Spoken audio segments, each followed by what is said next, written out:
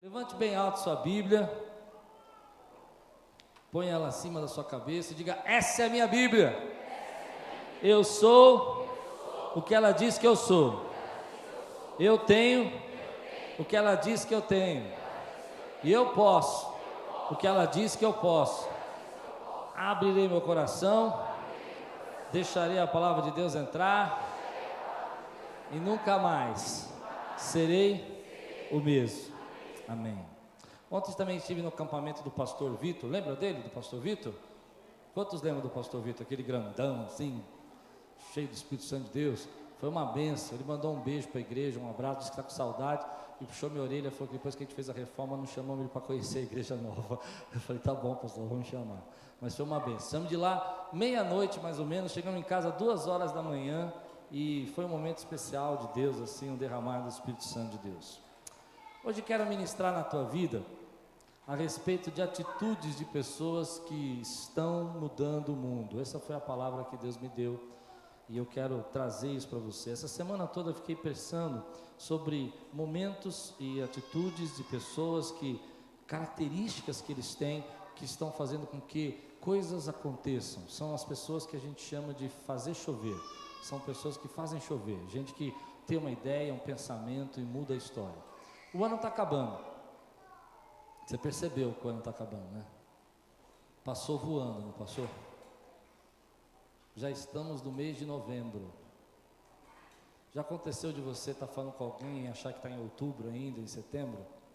O ano está acabando. E se nós quisermos projetar um 2015 abençoado de Deus, um 2015 cheio da graça de Deus, a hora de planejar esse 2015 é agora. Quando o Lian estava pregando aqui na campanha, ele falou, lembra do Lian? Ele falou uma palavra que não saiu do meu coração.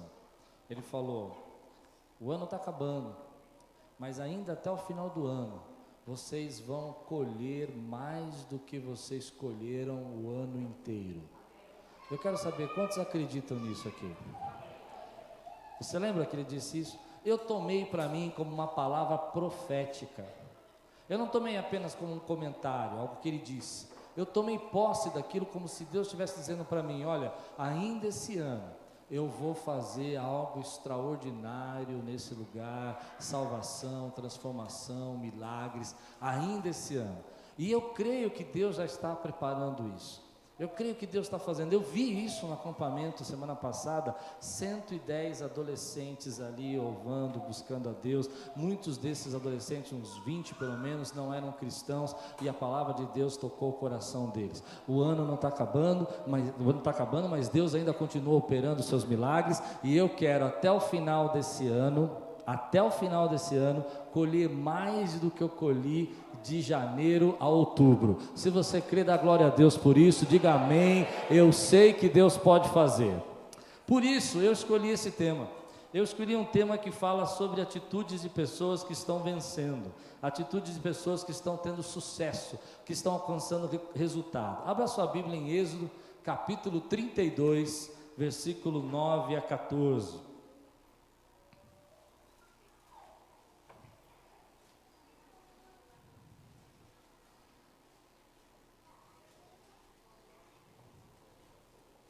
Esse é um texto muito forte da palavra de Deus, onde a gente vê Moisés intercedendo diante de Deus.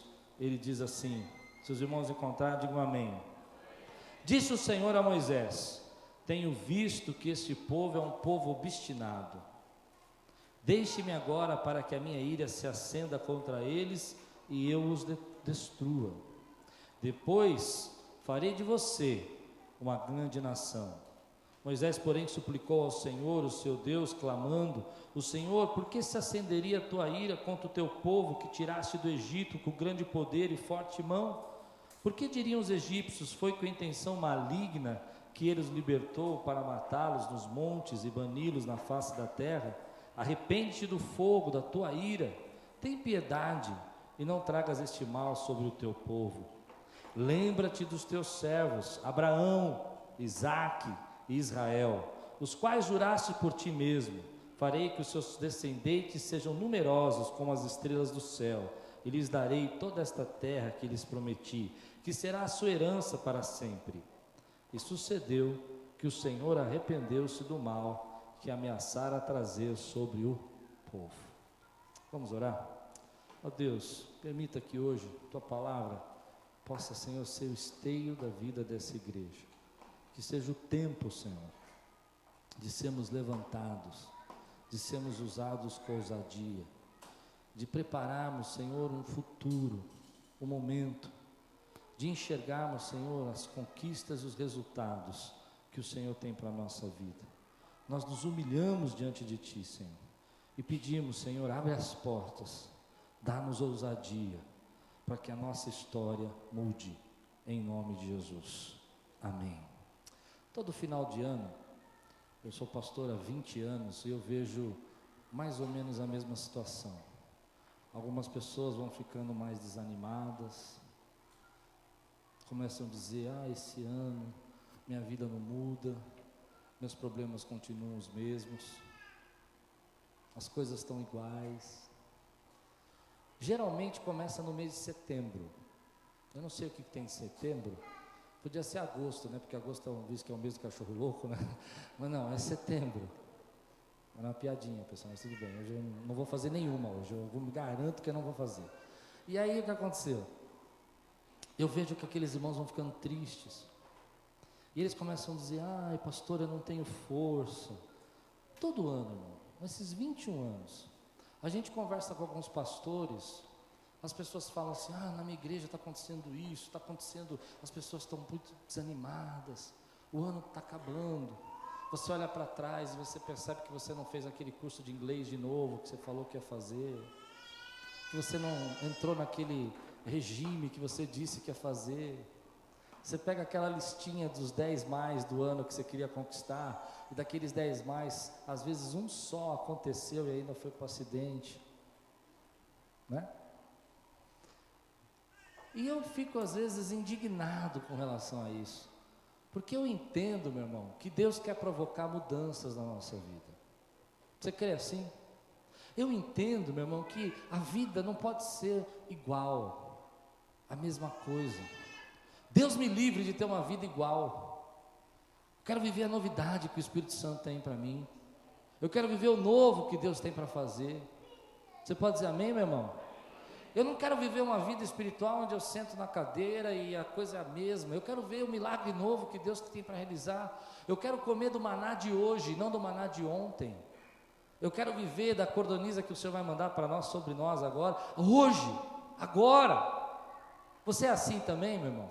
Algumas pessoas não são assim. Algumas pessoas, elas olham para a vida e é um dia depois do outro, continua na mesma situação, não provocam mudança nenhuma. E ultimamente o Espírito Santo tem me levado a estudar, eu não sei porquê, já faz uns 2 meses eu tenho tido eu sei que é espiritual isso, mas uma visão. Qual é a característica de gente que muda o mundo, que muda a situação, muda a circunstância? Se eu olho para a Bíblia, eu vejo uma característica de Moisés incrível, um líder, meu irmão, alguém que enfrentou todas as batalhas, alguém que encarou ali um exército, um reino poderoso. Moisés era um homem extraordinário, porque se você for imaginar a ousadia e a fé que esse homem teve de chegar diante de um rei como o Faraó, que era potência mundial. E se a gente fosse trazer nos dias de hoje, seria mais ou menos como chegasse para o Barack Obama hoje e falasse assim, você vai dar green card para todos os ticanos que estão no seu país e alforria. É uma coisa inacreditável, você pegar uma potência, né, mundial como era o Egito naquela hora e falar assim, você vai liberar todo mundo, a sua mão de obra você vai mandar embora. E como isso vai acontecer? Pelo poder sobrenatural de Deus. Depois, Moisés vai carregando esse povo nas costas, você entende essa expressão? É um povo rebelde, um povo, ao ponto de Deus olhar para esse povo e dizer, esse povo é obstinado, esse povo não muda. Moisés, olha o que Deus fala para Moisés, não é Moisés que pede para Deus acabar com o povo, é Deus que fala para Moisés que vai acabar com o povo.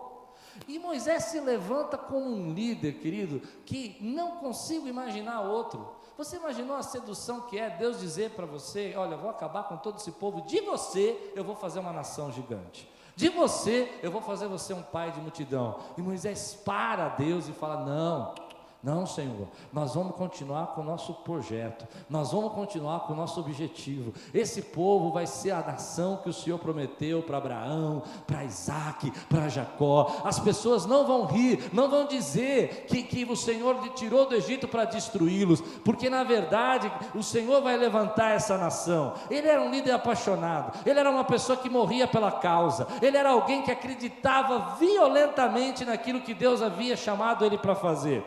Essas são algumas características que a gente enxerga em pessoas que mudam o mundo, meu irmão. Gente que olha a vida, e é o ponto de ter uma discussão. Quando a gente está na faculdade teológica, esse é um texto que a gente usa para discutir sobre a soberania de Deus, porque esse texto usa uma expressão que é inconcebível para o ser humano. Deus se arrepende do mal que havia proposto. Não é isso que está escrito? Deus se arrepende do mal. Então você começa a pensar: Deus é soberano, Deus é todo poderoso, Deus é onisciente, Deus sabe de todas as coisas, sabe? Como um Deus que é onipresente, onisciente, onipotente pode se arrepender de alguma coisa? Ele já sabe tudo. E aí você tem algumas linhas de pensamento, e uma delas é você pensar assim: bom, Deus estava testando Moisés. Deus estava dizendo: Moisés, e aí, você encara a missão, você é apaixonado pelo teu chamado? Outras linhas quer dizer assim: ali houve um momento de intercessão, onde Moisés começou a orar e clamar a Deus para que aquilo não acontecesse, e a oração de Moisés mudou a vontade, o desejo de Deus de acabar com aquilo. Mas o que me impressiona é o momento, a força, o desgaste, a entrega, o sacrifício, a renúncia, o abandono que Moisés tinha pela causa que Deus havia colocado nas mãos dele. Isso para mim é incrível. Quando nós olhamos pessoas que vão mudar o mundo, recentemente eu tenho pesquisado sobre isso e tenho conhecido até algumas pessoas anônimas.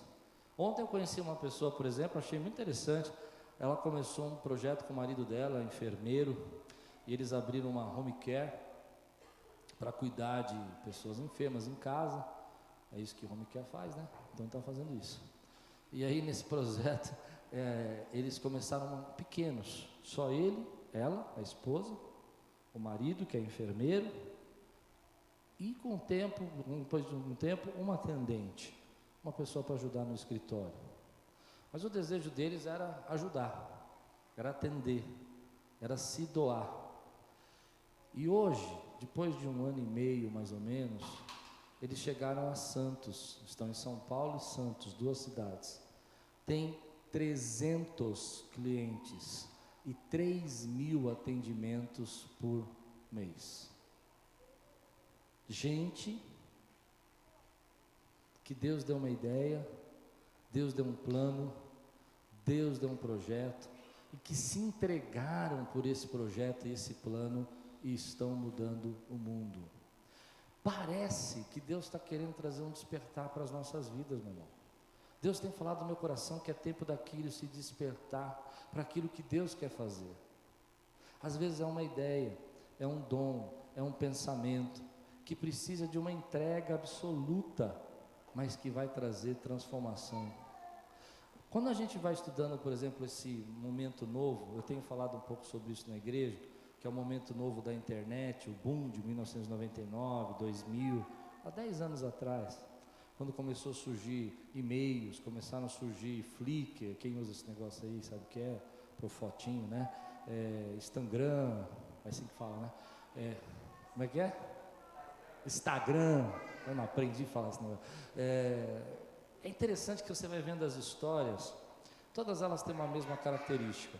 Não só esse boom da internet, mas outro dia eu estava estudando uma história de uma empresa que você vê nos shoppings agora, que é costureira minuto, ou costureira rápida, não sei, que você leva a sua calça lá, ela faz a barra das calças em 10 minutos quando você almoça, 20 minutos, é um pouquinho mais caro, mas você deixa lá no final do dia, você pega no mesmo dia o seu terno, a sua calça. Empresas que surgiram, por exemplo, com ideias e que se tornaram milionárias. Por exemplo, a história do Yahoo me chamou muita atenção. O Yahoo agora está embaixo porque o Google, né, se levantou, mas o Yahoo começou com 2 jovens que nunca tinham trabalhado na vida. Nunca tinham trabalhado na vida. Eles estavam na faculdade, e um deles teve uma ideia: vamos montar um site de busca.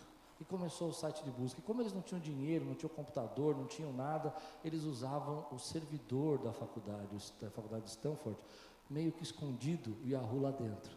E durante muito tempo, dentro da faculdade, o Yahoo estava dentro do servidor da faculdade, e milhões de pessoas do mundo entrando no site lá do Yahoo e passando pelo servidor da faculdade, ao ponto da faculdade um dia ter congestionamento de tráfego e pedir por favor para eles tirarem o site de dentro da faculdade, porque eles não tinham dinheiro nem para pagar um provedor, e depois essa empresa foi vendida por milhões. Sabe, são coisas que a gente não acredita que Deus pode fazer conosco. Eu entendo que a Aquiles é mais ou menos isso. Ela surgiu numa garagem, um dia Deus tocou o coração, e a gente começou lá, e a gente começou a pregar, e nós fomos crescendo, e hoje nós temos 2 cultos, praticamente 2 igrejas, a igreja da manhã e a igreja da noite, não é assim? E Deus tem despertado a gente para ir além. A mesma coisa aconteceu quando a gente foi para a televisão. A gente começou a fazer um vidinhozinho tosco, não sei se você já viu, de 5 minutinhos na internet, chamado Na Sala do Pastor, em 2008, com uma câmerazinha, sem microfone, sentado no sofazinho ali em cima, mas era ruim, o negócio era ruim, e a gente fazendo. Já viram? Agora vocês vão ver só porque eu falei que era ruim, né? E ali a gente começou a fazer aquele videozinho de 5 minutinhos para colocar no YouTube, e foi amadurecendo, foi criando, e hoje nós temos um programa de televisão, meu irmão, aqui dentro, feito aqui pelos irmãos, produzido, não 5 programas de televisão, né? A gente tem o nosso que é vinculado pela Rede Gospel, mas nós temos também o Adoremos, o Entre Amigas, que começou com uma startupzinha ali, sentada, pega uma câmerazinha, filma, faz uns primeiros cortes. O que Deus está falando no meu coração, nesses dias, é que Ele tem chamado a nossa vida para fazermos a diferença. Pequenas ideias, pequenos projetos que a gente acha que não vai dar em nada, às vezes é o resultado que Deus tem para nos levar longe. Milhares de pessoas anônimas que estão aceitando o desafio de mudar o mundo. Eu contei a história de uma, mas aqui na igreja a gente tem vários. Tem um grupo de irmãos aqui na igreja que eles fazem um trabalho fantástico, que muita gente não sabe. Gente que está mudando o mundo. Eles vão toda quinta-feira no Hospital Penteado. E surgiu uma ideia ali. Eles vão com violão, às vezes com violino. Eu já fui uma vez que tinha uma flauta. E eles vão pelos corredores do Hospital Penteado, hospital público, cantando e tocando hinos. E eu fui uma vez com eles o ano passado distribuir produtos de higiene com eles, e estavam lá, as pessoas saíam no corredor para acompanhar a música. Uma ideia, querido, que às vezes parece que não é importante, mas está mudando o mundo, mudando a visão, a cabeça das pessoas e ajudando gente. Pessoas, por exemplo, aqui na igreja nós temos um grupo que vai para o Moinho.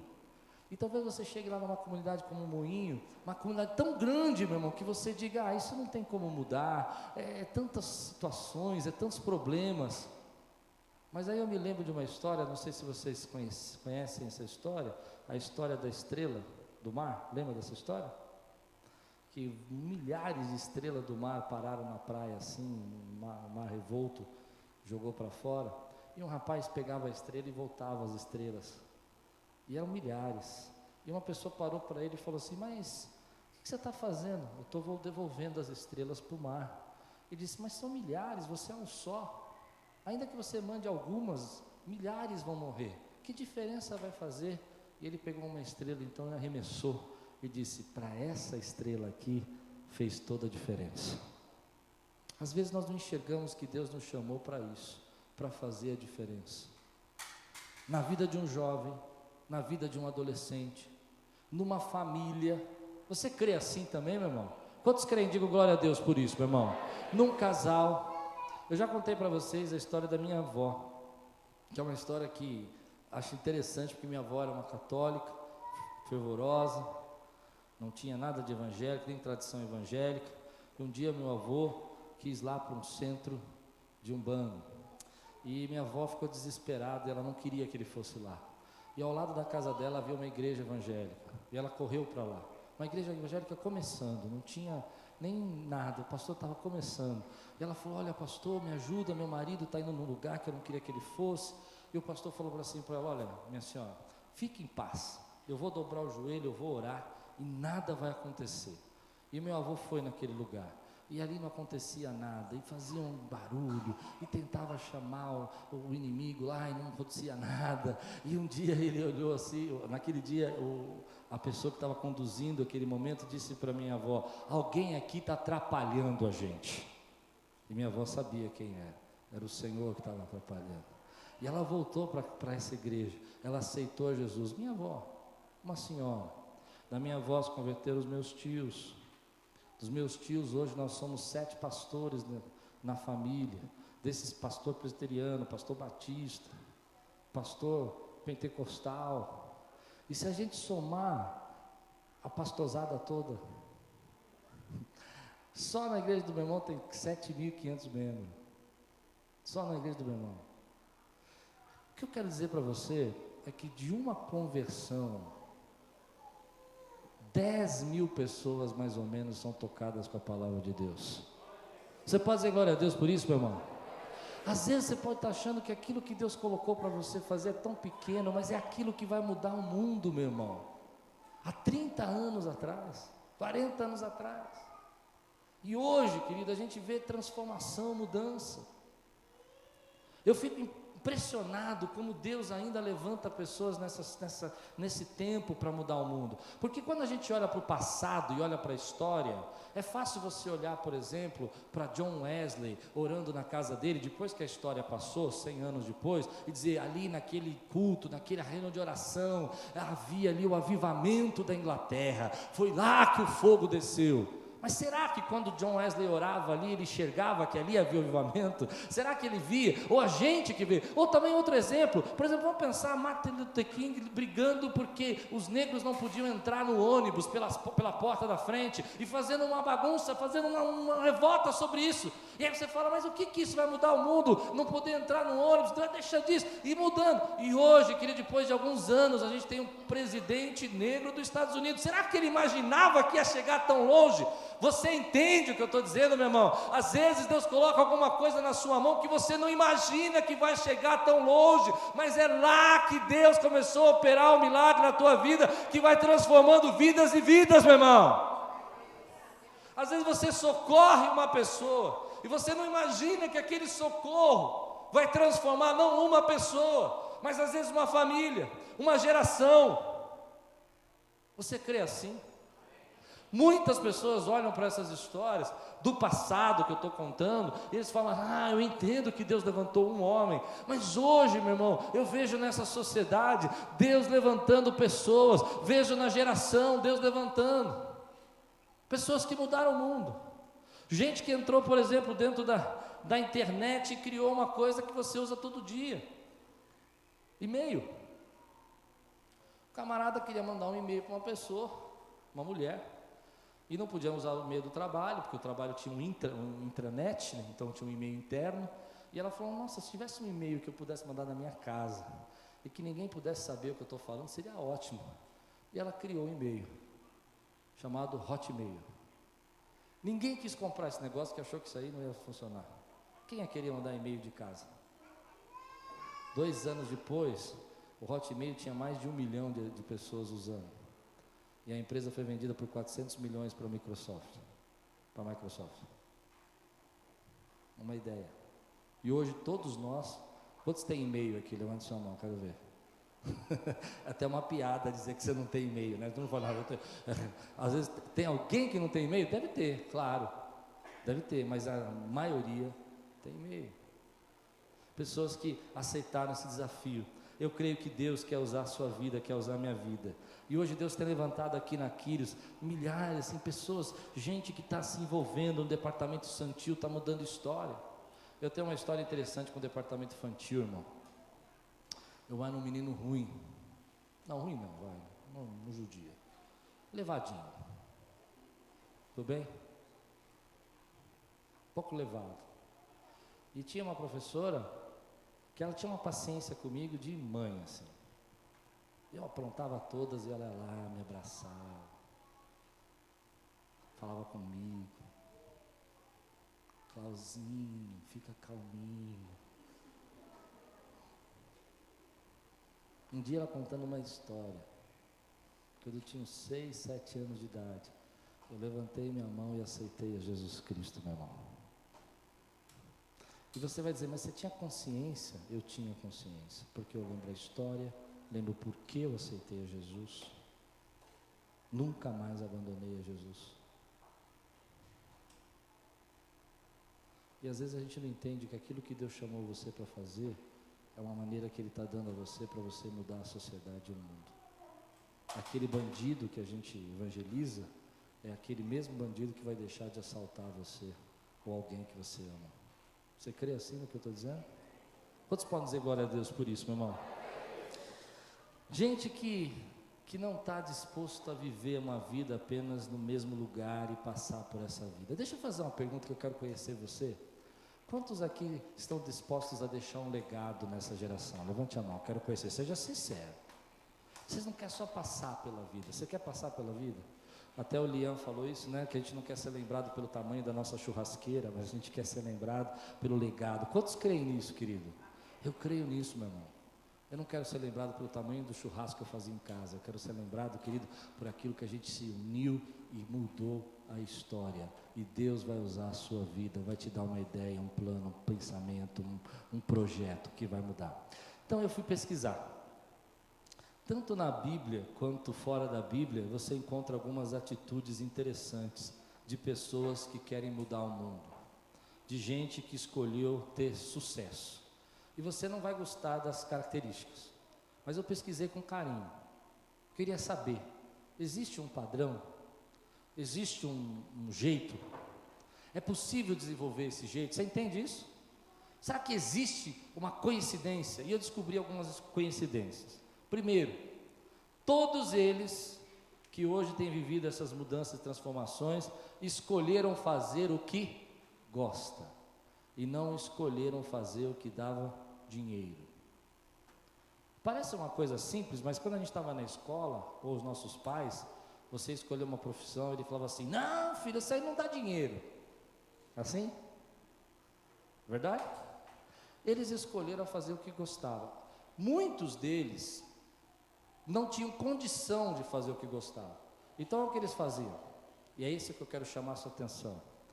Eles não podiam dedicar o tempo todo deles, mas eles dedicavam períodos, alguns deles meio período da noite, outros dedicavam um período, por exemplo, de sábado, alguns até ficavam até mais tarde, viravam à noite, se dedicavam nos períodos que eles podiam fazer aquilo que eles gostavam.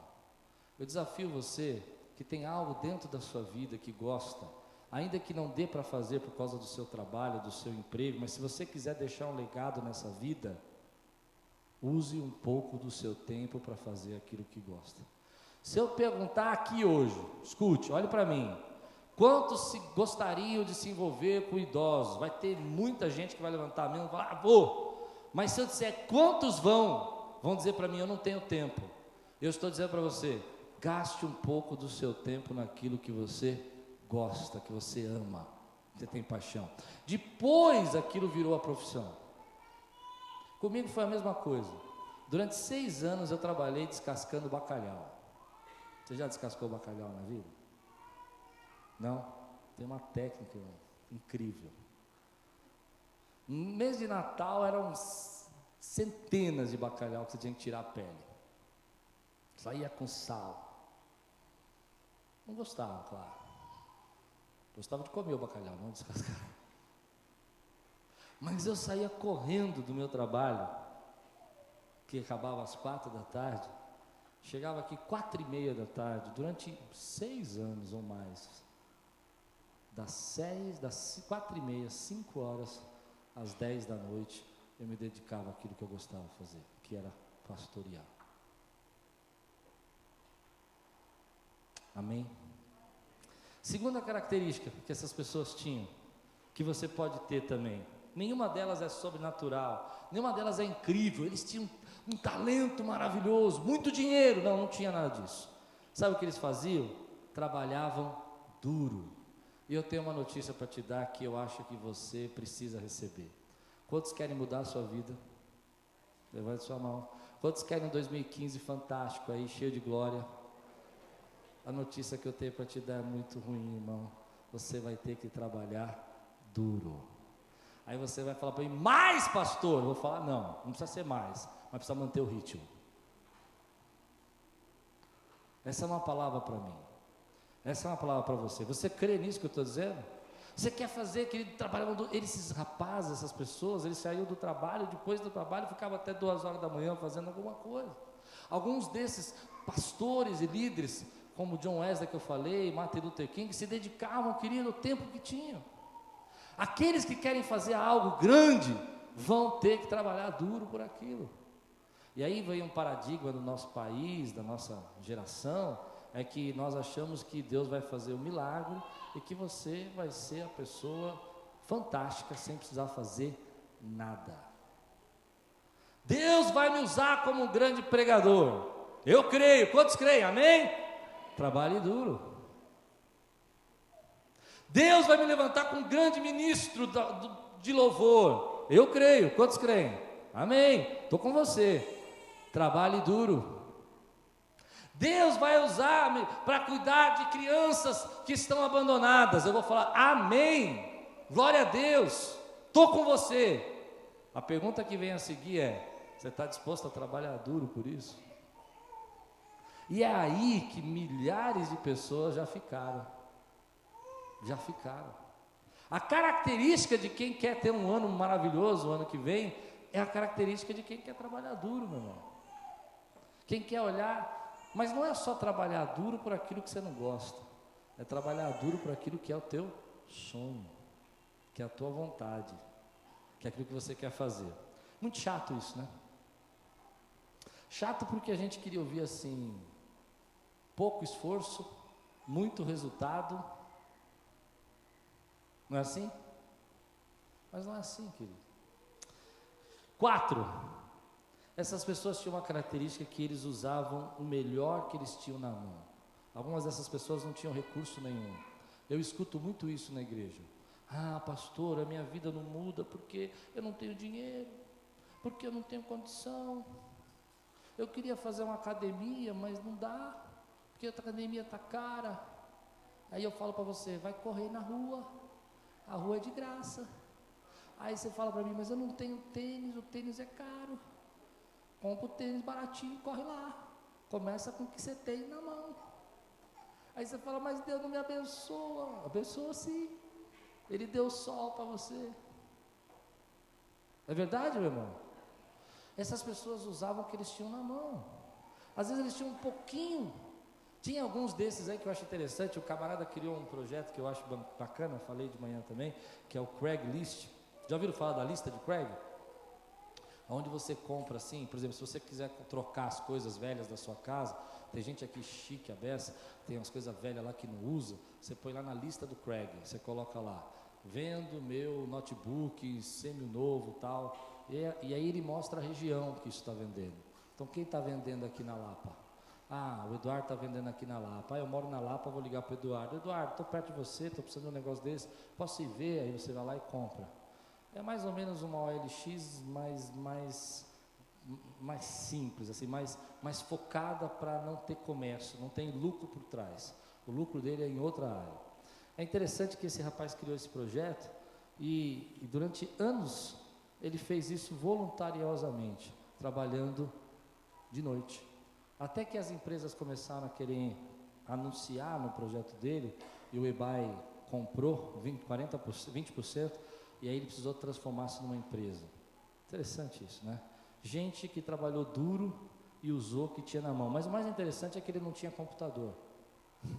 Ele usava uns computadores assim, Linux, e o que tinha na mão ele fazia o programa rodar.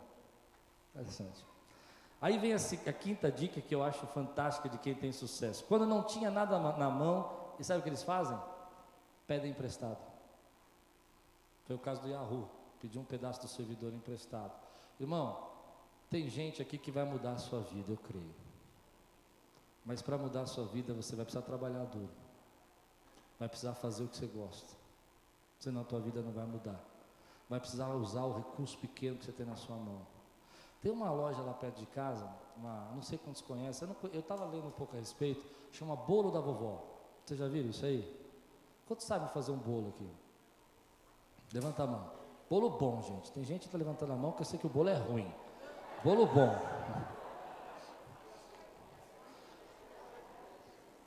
Fala sério comigo, meu irmão. Ela faz um bolinho para tomar com café. A pessoa percebeu que hoje as mulheres trabalham, não tem mais tempo para fazer o bolo da vovó, passa no bolo, quer fazer um agrado com o marido, quer tomar um café com o bolo, passa lá, compra o bolinho da vovó, vai para casa, faz o café, ainda banca de bacana para o marido. Olha o bolo que eu fiz para você, amor, né? Gente, vocês estão sabendo. E hoje é um franchise que vale centenas de reais. Eu não sei nem quanto vale, mas é um franchise. Bolo da vovó. Quantos sabem fazer bolo? Deixa eu perguntar aqui, quantos sabem fazer barra de calça? Levante a mão. Direito. Paula, você sabe fazer direito? Levante a mão. Mãe era costureira, tinha que saber, né? Abre uma empresa para fazer barra de calça de 15 minutos. 15 minutos, pegue sua calça de dó. E hoje é um franchise.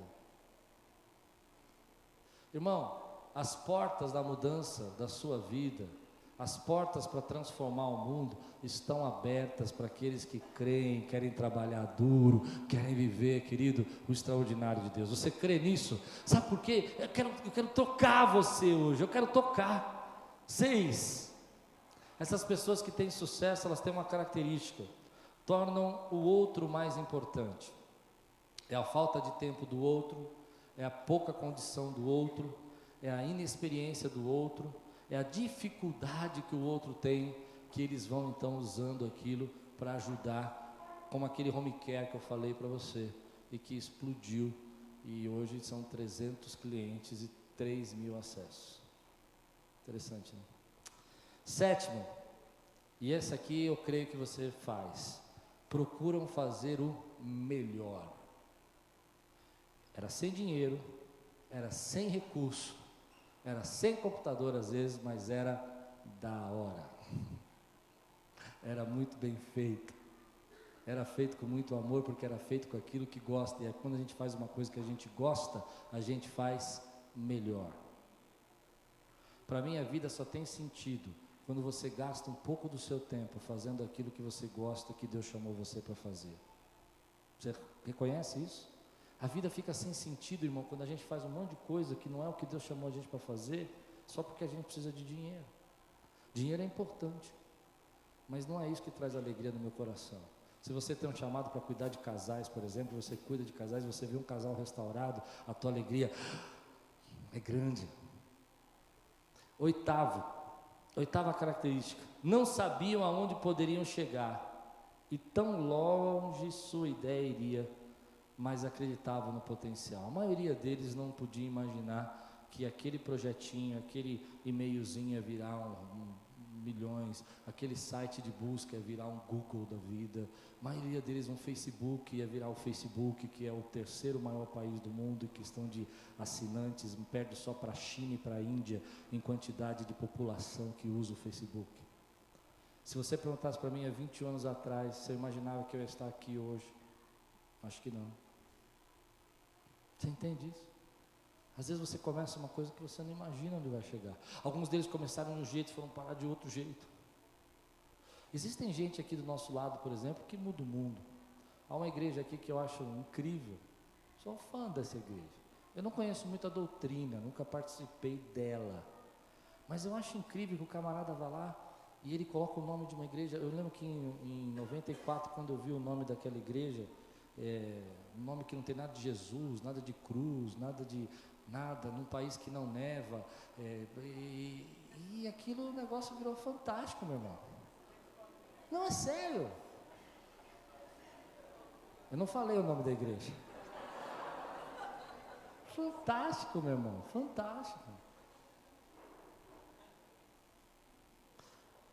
E aí eu fui outro dia em Cabo Frio, numa igreja dessa, e estava lá uma sonzeira, o pessoal pulando. Eu falei, olha que coisa incrível, será que aquela pessoa com toda admiração mesmo. Imaginava que um dia a prancha quebrada ia chegar em Cabo Frio.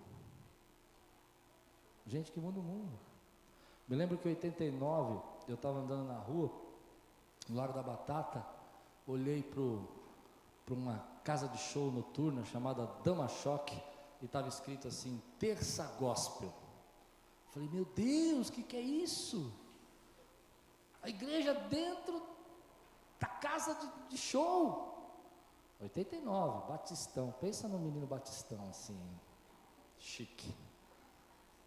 Falei, Jesus, tem misericórdia. E hoje você vê a influência, a potência, a forma como evangelizou. Irmão, nós precisamos quebrar paradigmas se quisermos fazer aquilo que Deus está chamando a gente para fazer, ter ousadia, correr risco.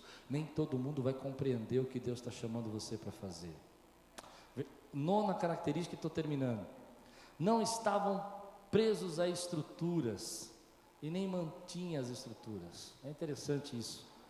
Muitos desses apresentaram, as empresas grandes, mega empresas do mercado, elas não estavam preocupadas com o que eles estavam fazendo, porque elas achavam que aquilo não era importante, elas já tinham o mercado na mão, entende isso? Isso é interessante, isso acontece inclusive no meio da igreja. Às vezes a gente acha que aquilo que a gente está fazendo é o mais importante, e Deus quer trazer coisas novas para as nossas vidas, ministérios novos. Você crê? 10ª e última característica, termino. O dinheiro veio depois. Eles trabalhavam pelas razões certas, nem sabia se ia ter dinheiro. Mas tem uma coisa interessante, o ego ficava de lado. E sabe uma coisa que eu acredito que às vezes a igreja precisa aprender a deixar de lado? Quando Deus coloca um plano na sua vida, um projeto na sua vida, se você quiser fazê-lo, você precisa deixar o seu ego de lado. Há muito ego às vezes. É verdade? Deus fala para a gente, faz, e a gente não faz por causa do ego. Não, mas para eu começar isso, como é que eu vou fazer? Porque veja, olha, tem tantas pessoas que vão ver, eu não quero pagar esse mico. Eu achei incrível o que os discípulos aqui da igreja fizeram 15 dias atrás, 20 dias atrás, que foi fazer uma praça, restaurar a praça, fazer medição de glicemia, e um irmão teve a ideia, vamos montar uma barraca de oração. E montou uma barraca de oração, colocou lá uma tenda da oração, e aí ele ficou lá, uma irmã lá, e a irmã começou a orar, e começou a chegar centenas de pessoas lá, ela falou assim, ajuda aqui, chama mais alguém que eu estou sozinho para orar. Irmão, deixa o ego de lado. Mas as pessoas vão me ver. Me lembro uma vez quando eu gravava DVD, eu fui fazer uma consultoria num DVD numa igreja muito grande, e eu cheguei, e o rapaz olhou para mim, e você? O que você está fazendo aqui? Um rapaz lá. Eu falei, eu estou aqui ajudando aqui no DVD. Muito bom, pega isso aqui, tira isso aqui daqui, põe para lá, carrega isso aqui, não sei o quê. E eu ia fazer consultoria, não ia fazer nada. Eu falei, o que você quer? Não, eu quero que você tire essa caixa, tira para lá. Eu falei, tá bom. Peguei a caixa, tirei. Peguei outra caixa, fui tirando. Daqui a pouco chegou o dono do DVD e o artista que ia cantar. Pastor, o que o senhor está fazendo? Falei, tem um rapaz aí, mas sério, não falei não. Tem um rapaz aí que está mandando tirar essas caixas. Eu estou tirando. Pastor, o senhor está louco? Nós estamos te esperando, o senhor vai tirar a caixa. Eu falei, tem um rapaz que está gritando com todo mundo e mandou eu tirar essas caixas. Eu tirei as caixas, eu não sei. Aí ele falou para mim, quem foi? Eu falei, foi aquele rapaz ali. O rapaz veio vindo. Pensa num camarada ficando vermelho. Aí o artista virou e falou assim, o que você mandou o pastor fazer? Eu mandei ele tirar essas caixas aqui, só levar para lá. Falou, nós estamos esperando ele. Irmão, eu aprendi uma lição com isso. Deixa o teu ego de lado, meu irmão. Há muito ego às vezes. Deus quer fazer um trabalho, um ministério. Você precisa deixar o ego de lado. Outro dia nós chegamos aqui na igreja, teve uma ventania, e estava cheio de sujeira aqui na porta da igreja, domingo de manhã. E daqui a pouco eu estou procurando a Lupe, e a Lupe está lá fora varrendo. Eu falei, Lupe, o que você está fazendo? Você não está vendo? Eu falei, não, eu estou vendo que você está varrendo, mas por que você está varrendo? Ela olhou para mim, porque está sujo. Eu falei, não, eu sei que está sujo, mas por que você não chamou a dona Lupe? Ela falou, porque ela está ocupada. E os irmãos vão chegar. E quando os irmãos chegar, elas vão ver a sala de igreja suja. E o que eles vão pensar da gente? Deixe o ego de lado, meu irmão. Fique pela causa. A causa é mais importante do que o ego. O resultado é mais importante. Aquilo que nós queremos é vida, é mais importante do que o ego. O que nós queremos é transformação de gente. É mais importante de dizer, fui eu que fiz ou foi o fulano que fez. O mais importante, querido, é o resultado que Deus quer de nós. Você crê nisso, meu irmão? Essas pessoas não ficaram preocupadas com dinheiro. E muitas vezes o sucesso só vem depois. Agora, há uma coisa que as pessoas sempre me perguntam, mas pastor, então se elas têm essa característica, aonde está o milagre de Deus? Eu vou dizer onde está o milagre de Deus para a minha vida. O milagre de Deus é a força que me sustenta, que não me faz desistir, quando tudo parece que não vai dar certo.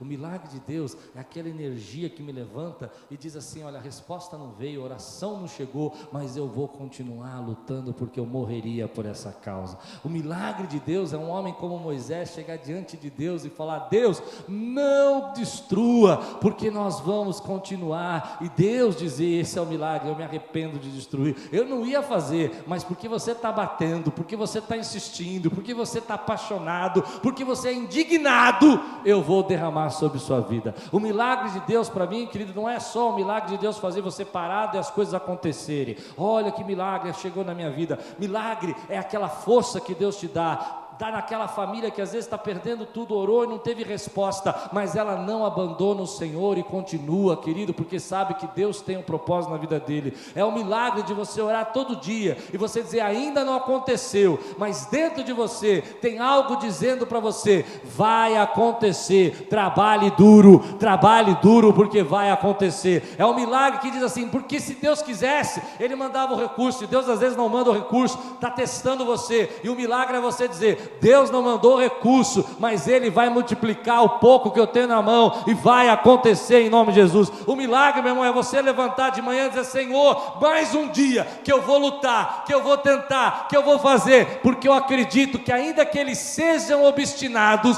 vale a pena continuar fazendo o que o Senhor mandou eu fazer. Esse é o milagre, meu irmão, é esse o milagre que Deus faz comigo, é esse o milagre que Deus faz com você. Aí você faz, você tenta, você ajuda, não dá certo, fala mal de você, briga com você, não tem problema, porque aqueles que esperam no Senhor renovarão as suas forças, subirão com asas como águia. E as pessoas falam, por que ele continua trabalhando duro? Por que ele continua tentando? Porque ele está cheio do Espírito Santo de Deus. Esse é o milagre de Deus, meu irmão. Você pode dizer glória a Deus por isso? Aleluia. Todo dia,